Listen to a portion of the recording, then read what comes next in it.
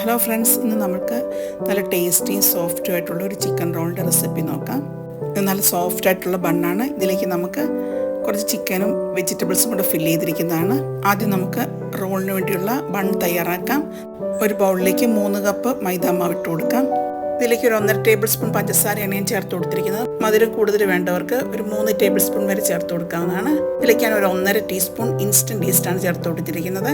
നിങ്ങൾ active dry ഈസ്റ്റാണ് ഉപയോഗിക്കുന്നതെങ്കിൽ ഒരു ടീസ്പൂൺ പഞ്ചസാരയും ചെറിയ ചൂടുവെള്ളം കൂടെ ചേർത്ത് ഫെർമെൻറ്റ് ചെയ്തതിന് ശേഷം മാവിലേക്ക് ചേർത്ത് കൊടുത്താൽ മതി. ഇതിലേക്ക് ഒരു 1.5 ടീസ്പൂൺ ഉപ്പും കൂടെ ചേർത്ത് കൊടുക്കാം. എല്ലാം കൂടി നന്നായിട്ടൊന്ന് മിക്സ് ചെയ്തെടുക്കാം. ഇതിലേക്ക് ഒരു 75 ഗ്രാം റൂം ടെമ്പറേച്ചറിലുള്ള ബട്ടർ ചേർത്ത് കൊടുക്കാം. അൺസോൾട്ടഡ് ബട്ടറാണ് ഈ ചേർത്ത് കൊടുത്തിരിക്കുന്നത്. ഇതിലേക്ക് ഒരു വലിയ മുട്ട ബീറ്റ് ചെയ്ത് അതിൽ നിന്നൊരു 2 ടീസ്പൂൺ മാറ്റി വയ്ക്കാം. നമുക്ക് ബാക്കി മൈദയിലേക്ക് ഒഴിച്ചു കൊടുക്കാം. ഇത് നമുക്ക് ബേക്ക് ചെയ്യുന്നതിന് തൊട്ട് മുമ്പ് എഗ് വാഷിന് വേണ്ടി ഉപയോഗിക്കാം. ഇതിലേക്ക് ഒരു 3/4 കപ്പ് ചെറിയ ചൂടുള്ള പാലാണ് ചേർത്ത് കൊടുത്തിരിക്കുന്നത്. ചെറിയ ചൂടുള്ള പാൽ ചേർത്തെങ്കിൽ മാത്രമേ ഈസ്റ്റ് നന്നായിട്ട് ആക്റ്റീവായി മാവ് നന്നായിട്ട് പൊന്തി വരും. മാവ് തടിത്തവിയോ കയ്യോ ഉപയോഗിച്ച് എല്ലാം കൂടെ നന്നായിട്ടൊന്ന് യോജിപ്പിച്ചെടുക്കാം. അതിനുശേഷം ഒരു 15 മിനിറ്റ് കൗണ്ടർ ടോപ്പിലിട്ടോ മാവ് മിക്സ് ചെയ്യുന്ന മെഷീൻ ഉണ്ടെങ്കിൽ അത് ഉപയോഗിച്ച് നമുക്കൊരു 15 മിനിറ്റ് നന്നായിട്ട് കുഴച്ചെടുക്കണം. അങ്ങനെ മാവ് ഞാൻ നന്നായിട്ട് കുഴച്ചെടുത്തിട്ടുണ്ട്. കൈകൊണ്ട് കുഴച്ചെടുക്കുമ്പോൾ കയ്യിലൊക്കെ ഒട്ടിപ്പിടിക്കുന്നുണ്ടെങ്കിൽ കുറച്ച് പൊടി തൂകിയതിന് ശേഷം നമുക്ക് നന്നായിട്ട് കുഴച്ചെടുക്കാവുന്നതാണ്. കുഴച്ചെടുത്ത മാവ് ഇതുപോലെ ഉരുട്ടിയെടുത്തതിന് ശേഷം എണ്ണ പുരട്ടിയ ഒരു പാത്രത്തിലേക്ക് വെച്ച് മൂടി വെച്ച് 1 മണിക്കൂർ മുതൽ 2 മണിക്കൂർ വരെ നമുക്ക് റെസ്റ്റ് ചെയ്യാനായിട്ട് വയ്ക്കാം. ഇനി നമുക്ക് ബണ്ണിന് വേണ്ടിയുള്ള ഫില്ലിങ് തയ്യാറാക്കാം. അതിനായിട്ട് ഒരു 400 ഗ്രാം ബോൺലെസ് ചിക്കനാണ് ഞാൻ എടുത്തിരിക്കുന്നത്. അത് ചെറിയ പീസസ് ആക്കി മുറിച്ചെടുക്കാം. ഇതിലേക്ക് ഒരു 1/2 ടീസ്പൂൺ കുരുമുളക് പൊടി ചേർത്ത് കൊടുത്തിട്ടുണ്ട്. 1/2 ടീസ്പൂൺ ഉപ്പ് ചേർത്ത് കൊടുക്കാം. ഒരു 1/4 ടീസ്പൂൺ മഞ്ഞൾപ്പൊടിയും കൂടെ ചേർത്ത് കൊടുക്കാം. ഒരു 1/4 കപ്പ് വെള്ളം കൂടെ ഒഴിച്ച് 15 മിനിറ്റ് വരെ ലോ ഫ്ലെയിമിലിട്ട് മൂടി വെച്ച് വേവിച്ചെടുക്കാം. ഇടയ്ക്ക് ഇളക്കി കൊടുക്കണം. ചിക്കൻ വെന്തതിന് ശേഷം അതിലുള്ള വെള്ളം നമുക്ക് ഊറ്റി മാറ്റി വയ്ക്കാം. ചിക്കൻ തണുത്തതിന് ശേഷം ചെറിയ പീസസ് ആക്കി മാറ്റി വയ്ക്കണം. ഇനി നമുക്ക് ഒരു പാൻ അടുപ്പിൽ വെച്ചതിന് ശേഷം അതിലേക്ക് 1 ടേബിൾ സ്പൂൺ എണ്ണ ഒഴിച്ചു കൊടുക്കാം. എണ്ണ നന്നായിട്ട് ചൂടായി കഴിയുമ്പോൾ അതിലേക്ക് ഒരു സവാള ചെറുതായിട്ട് അരിഞ്ഞത് ചേർത്ത് കൊടുത്ത് ഒന്ന് വഴറ്റിയെടുക്കാം. സവാള ചെറുതായിട്ടൊന്ന് വാടി വരുമ്പോൾ ഇതിലേക്ക് ഒരു 3 ടീസ്പൂൺ വെളുത്തുള്ളി ഇഞ്ചി പേസ്റ്റ് ചേർത്ത് കൊടുക്കാം. ഇതിൻ്റെ പച്ചമണം മാറുന്നത് വരെ ഒന്ന് വഴറ്റിയെടുക്കാം. ഇതിലേക്ക് ചെറുതായി അരിഞ്ഞ് വെച്ചിരിക്കുന്ന 1/4 കപ്പ് കാബേജ് ചേർത്ത് കൊടുക്കാം. അതുകൊണ്ട് ചേർത്തൊന്ന് വഴറ്റിയെടുക്കാം.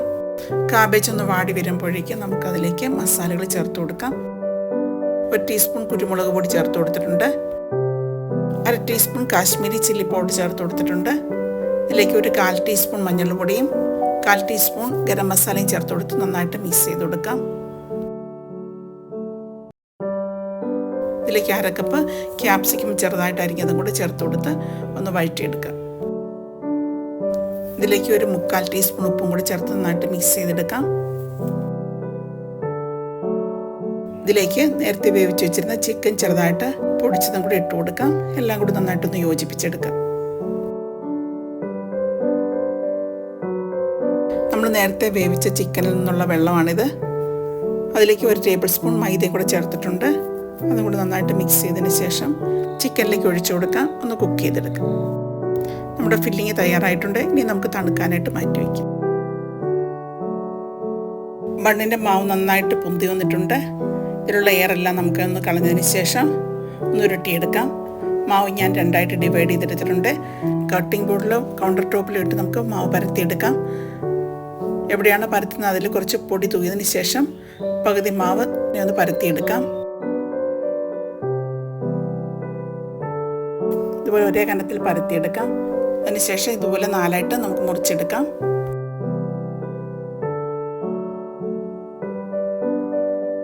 മുറിച്ചെടുത്ത ഓരോ ഭാഗവും ഒരു ബോൾസ് ആക്കി എടുക്കാം.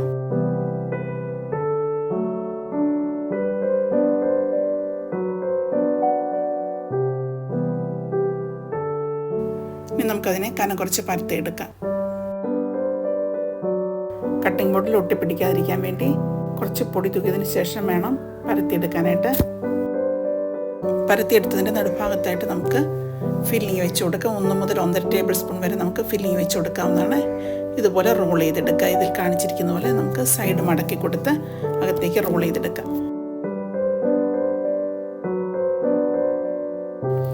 ഇതുപോലെ എല്ലാം നമുക്ക് ഫില്ല് ചെയ്തെടുക്കാം. ഇതുപോലെ റോൾ ചെയ്തെടുക്കുകയാണെങ്കിൽ നമുക്ക് ഫില്ലിംഗ് ഒന്നും പുറത്ത് വരാതെ ഇരിക്കും.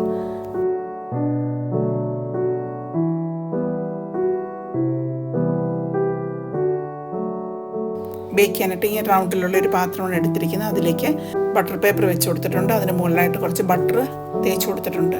അതിന് മുകളിലായിട്ട് നമ്മൾ ഓരോ റോൾസും വെച്ച് കൊടുക്കാം.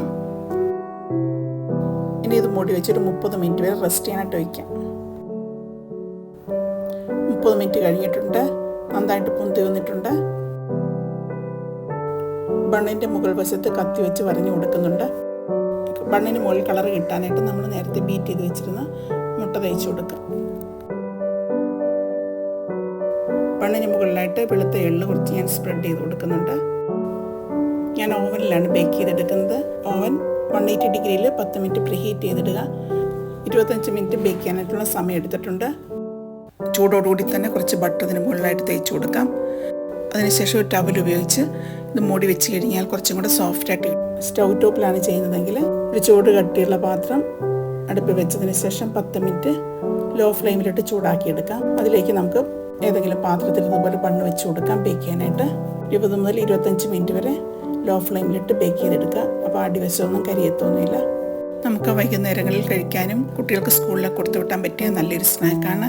എല്ലാവരും ട്രൈ ചെയ്ത് നോക്കണം. വളരെ ടേസ്റ്റ് ആയിട്ടുള്ളതാണ്. ഫീഡ്ബാക്ക് അറിയിക്കുക. Thank you for watching.